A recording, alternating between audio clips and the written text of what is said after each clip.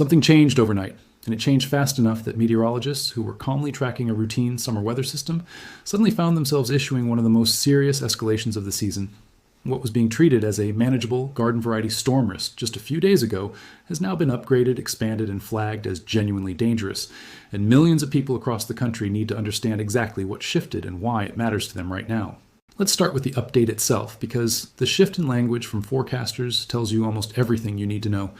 The Storm Prediction Center has moved a wide swath of the Central Plains and the Middle Mississippi Valley from a routine watch and wait forecast into an enhanced risk, the third tier on the agency's 5-level danger scale.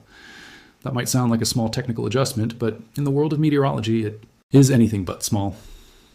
An enhanced risk designation means forecasters are confident enough in the ingredients coming together that they are willing to tell the public, in plain language, that organized and dangerous severe weather is expected, not just possible. That distinction between possible and expected is exactly what changed. So what actually shifted in the atmosphere to trigger that upgrade? The answer comes down to a stubborn, slow-moving frontal boundary that refused to behave the way earlier models expected. Instead of pushing through the region and clearing out within a day, this frontier is now expected to crawl its way from the upper Great Lakes down through the northern high plains, dragging southward and eastward through the holiday weekend before it finally loses steam. That sluggish, stalling behavior is precisely what worries meteorologists most, because a boundary that lingers gives the atmosphere time to keep firing off storm after storm over the exact same communities rather than delivering one quick round and moving on. Layer on top of that slow-moving front an atmosphere that has become unusually primed for violence. Instability values in some parts of the risk zone are now being measured above 4,000 joules per kilogram, a number that veteran storm chasers and meteorologists treat as a serious red flag. For context, forecasters start paying close attention once that measurement climbs past 3,000. Numbers above 4,000 are squarely in the territory associated with supercells capable of producing large, damaging hail, destructive straight-line winds, and tornadoes that can develop with very little advance warning. That combination, a stalled boundary sitting on top of extreme instability, is exactly the kind of setup that turns a routine, severe weather day into a headline-making outbreak. If you want to stay ahead of stories like this one before they hit the mainstream news cycle, go ahead and like and subscribe right now, because this is precisely the kind of shift we track closely as it develops. The specific hazards forecasters are calling out include frequent and dangerous lightning, thunderstorm wind gusts strong enough to snap mature trees and knock out power across entire neighborhoods, hail large enough to dent vehicles and shatter windshields, and a real incredible risk of tornadoes touching down with minimal lead time. The corridor under the highest scrutiny stretches through the central high plains and pushes into the mid-Atlantic and central Appalachians, a region that has already endured one of the most active severe weather stretches in recent memory this year. That last point deserves real attention, because context is exactly what turns this update from alarming into genuinely urgent. 2026 has already produced a stunning number of severe weather days across parts of the Midwest, with a corridor running from eastern Iowa through southern Wisconsin and into northern Illinois, logging tornado, hail, and damaging wind reports at a pace far above the historical average. Some forecast offices have already logged more enhanced risk days in the first half of this year than they typically see across an entire season. So when meteorologists say this particular threat just got worse, they are not exaggerating for attention. They are describing a genuine escalation stacked on top of a year that was already running dangerously active before this update even happened. Here's another factor that changed the calculus significantly: the heat. While the storm threat is dominating headlines, a punishing, and in some cases record, challenging heat wave is simultaneously baking large portions of the South and pushing westward at the exact same time the severe weather threat is unfolding. Extreme heat warnings are active across multiple states, with heat index values expected to reach or exceed 105 degrees Fahrenheit in numerous communities right through the holiday weekend. That means emergency responders are being forced to prepare for two dramatically different threats unfolding simultaneously: dangerous, severe thunderstorms capable of producing tornadoes and destructive winds on one hand, and life-threatening heat exhaustion and heat stroke risk on the other, frequently within the exact same counties inside the exact same 24-hour stretch. This double threat changes the practical advice people need to hear. It is no longer enough to simply watch the sky for storm clouds.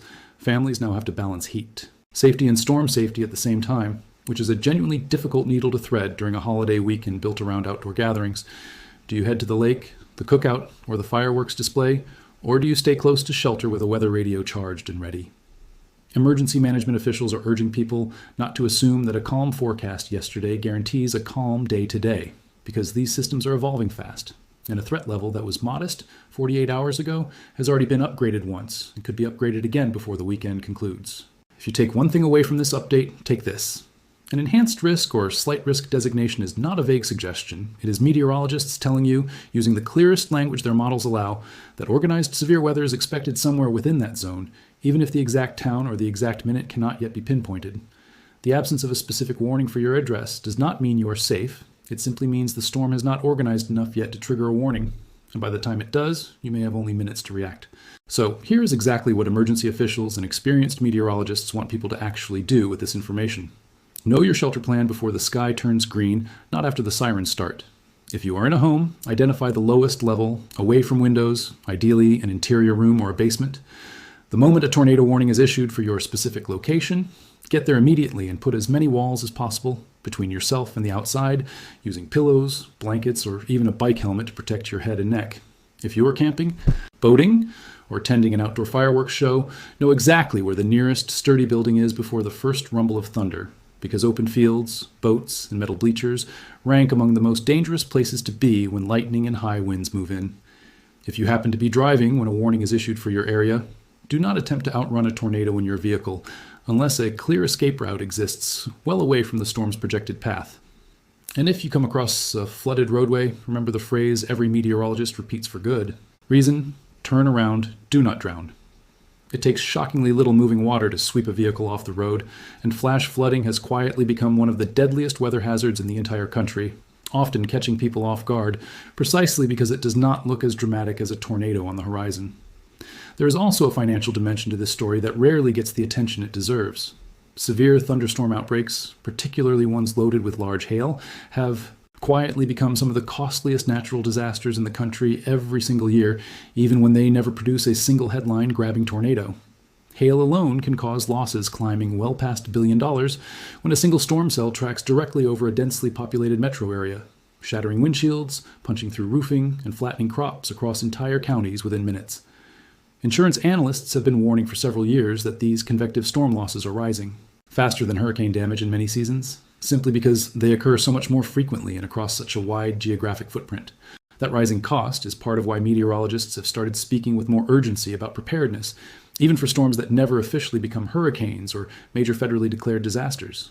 A single derecho, essentially a long-lived, fast-moving line of severe thunderstorms capable of producing hurricane-force straight-line winds, can carve a path of destruction hundreds of miles long in a single afternoon.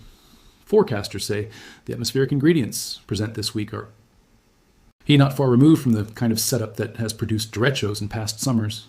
It does not take a named storm or a spinning eye visible on satellite imagery to devastate a community. Sometimes all it takes is a line of thunderstorms that simply refuses to weaken as it rolls across state after state. Local officials across the affected region have renewed their push for basic preparedness steps that many households quietly let slide once spring passes and summer settles in. That means checking that your phone's emergency alert settings are actually turned on rather than silenced, confirming your flashlights and battery backup still work, and having a real conversation with your family about where everyone will meet or shelter if a warning is issued while people are apart. It sounds almost too simple to matter, yet emergency responders consistently report that the households who fare best during fast-moving severe weather are the ones who made a plan while the sky was still blue, not the ones scrambling for answers as the sirens start. Meteorologists also point to something broader worth understanding. The reason storms have been intensifying so quickly across parts of the country this year ties back to shifting atmospheric patterns as earlier climate cycles fade out. As those patterns transition, the atmosphere becomes more conducive to the kind of high shear, high instability environment that fuels destructive supercells. And forecasters expect this volatility to keep showing up in bursts throughout the summer rather than settling into a predictable, quiet stretch. In other words, this update is unlikely to be an isolated event. It is more likely a preview of a pattern that will keep resurfacing in the weeks ahead. For businesses and event organizers, this stretch of unstable weather is also forcing difficult calls. Outdoor concerts, fireworks displays, and community festivals across the affected corridor have been told to have contingency plans ready, because a storm cell can go from a distant radar blip to a full-blown warning in under 30 minutes during a setup like this one. Several municipalities have already announced backup dates or indoor contingency plans for their Independence Day celebrations, a rare and telling sign of just how seriously officials are treating this particular escalation. What happens next depends heavily on exactly how that stalled frontal boundary behaves over the coming days. If it drifts south and east, as currently modeled, the Central Plains and the Mississippi Valley bear the brunt first, with the threat then sliding toward the mid-Atlantic and central Appalachians as the weekend wears on. If the boundary stalls even longer than expected, some communities could face repeated rounds of severe thunderstorms rather than a single quick moving event, dramatically raising the risk of flash flooding on top of the wind, hail, and tornado threats already in play. That layered risk, storms repeating over the same ground night after night, is one of the clearest reasons this system earned its upgrade. Forecasters stress that the situation remains fluid, and updates could shift the exact placement of the highest risk zones as new data comes in over the coming hours. That is precisely why meteorologists keep repeating the same advice every single time a setup like this develops. Stay weather aware. Keep multiple ways to receive warnings, whether that is a phone alert, a weather radio, or a trusted local news source, and never assume that because today was quiet, tomorrow will be too. There is also a broader pattern worth sitting with for a moment. This year has already delivered one of the more active starts to severe weather season that certain regions of the country have seen in years, with corridors that normally log only a handful of significant severe weather days, by late spring, instead logging more than double that number. Whether that trend continues through the rest of summer remains an open question among climate scientists. But the immediate reality on the ground is straightforward. Communities that used to treat severe thunderstorm season as a background risk are now being forced to treat it with the same seriousness once reserved almost exclusively for hurricanes and blizzards. Let's break down exactly which states and cities are sitting inside the highest risk zone right now, because this is not an abstract regional forecast. It touches specific communities with specific populations counting on accurate warning. Portions of eastern Kansas, northern Missouri, and western Illinois are included in the elevated threat, along with cities like Kansas City and Springfield, where residents are already familiar with the anxious rhythm of tornado sirens during summer storm season. Further north, communities across South Dakota, Nebraska, and Iowa are watching the same system, with forecasters noting that this stretch of the country has already absorbed an unusually high number of severe weather events earlier this year, meaning local infrastructure, from tree cover to power grids, is already strained heading into this next round. To the east, the Mid-Atlantic and Central Appalachians are bracing for their turn as the boundary slides in that direction later in the forecast period. States like Pennsylvania, Virginia, and West Virginia are watching closely, particularly because mountainous terrain in this region can complicate both storm behavior and evacuation logistics, funneling wind and rain into valleys in ways that flat terrain simply does not. Emergency management officials in these areas have specifically flagged flash flooding as their top concern, given how quickly narrow valleys can fill with water during a slow-moving, repeating storm event like the one currently forecast. It's also worth understanding how meteorologists actually build a forecast like this one, because the process itself explains why confidence has grown so quickly. Forecasters rely on a blend of numerical weather models, which crunch enormous volumes of atmospheric data multiple times a day, alongside real-time observations from weather balloons, satellites, and ground-based radar networks. When several of the independent tools begin agreeing on the same outcome, especially something as specific as instability values spiking above 4,000 joules per kilogram, forecaster confidence rises sharply, and that rising confidence is exactly what triggers a formal upgrade from one risk category to the next. In this case, multiple models converged on the same alarming signal within a short window, which is part of why the shift from a routine outlook to an enhanced risk happened as quickly as it did. Meteorologists who have been tracking severe weather for decades describe this kind of rapid model agreement as one of the more reliable signals in the business, precisely because computer models often disagree wildly on details like exact storm timing or precise track, even when they agree broadly on the danger level. When the disagreement narrows this much, this fast, experienced forecasters treat it as a strong signal that the threat is real and imminent, not just a statistical possibility buried in the data. There's a human side to this story too, one that often gets lost in the technical language of risk categories and instability values. Emergency shelters across several counties in the highest risk zone have already been placed on standby, with local officials coordinating staffing in case overnight warnings force residents out of mobile homes or vulnerable structures. Utility companies across the region have also pre-positioned repair crews and equipment, anticipating that downed trees and snapped power lines could leave tens of thousands of households without electricity, and in some cases without air conditioning. At the exact same moment, the region is baking under an extreme heat warning. That overlap, losing power during a heat emergency, is one of the specific scenarios officials are most worried about heading into this weekend. For anyone with elderly relatives, young children, or family members with health. Conditions sensitive to extreme heat. This storm and heat combination raises the stakes considerably. Losing air conditioning even for a few hours during a heat index reading above 105 degrees can turn a manageable inconvenience into a genuine medical emergency, particularly for people without reliable transportation to a cooling center. Local governments in several of the affected communities have already opened designated cooling centers ahead of the holiday weekend, and officials are urging residents to identify the nearest one now, rather than searching for one after the power goes out. Health officials add that the warning signs of heat-related illness, including heavy sweating, dizziness, confusion, and nausea, should never be brushed off as simple tiredness during a stretch like this, and anyone showing those symptoms should move to a cool location and seek help immediately. Communication breakdowns during overlapping emergencies like this one are also a genuine concern for officials coordinating the response. When a severe thunderstorm warning and a heat advisory are both active at once, some residents mistakenly assume the less severe sounding alert can be ignored, when in reality both demand attention for very different reasons. Emergency managers say the safest approach during a stretch like this weekend is simple. Treat every active alert as relevant to your specific plans, rather than trying to mentally rank which warning matters more. It's also worth remembering that severe weather season rarely announces itself with a single dramatic event. It tends to arrive in waves, and this update is a reminder that even a holiday weekend built around celebration does not pause the atmosphere's underlying patterns. Historical data shows that early July has produced some of the more significant severe weather outbreaks on record in parts of the Midwest and Plains, precisely because this is the time of year when summer heat and lingering frontal boundaries collide most frequently.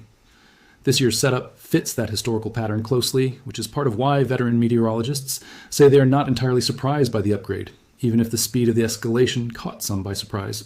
Looking ahead, forecasters say the next several forecast cycles will be critical in determining whether this system behaves as currently modeled or shifts in a way that changes which communities face the highest risk.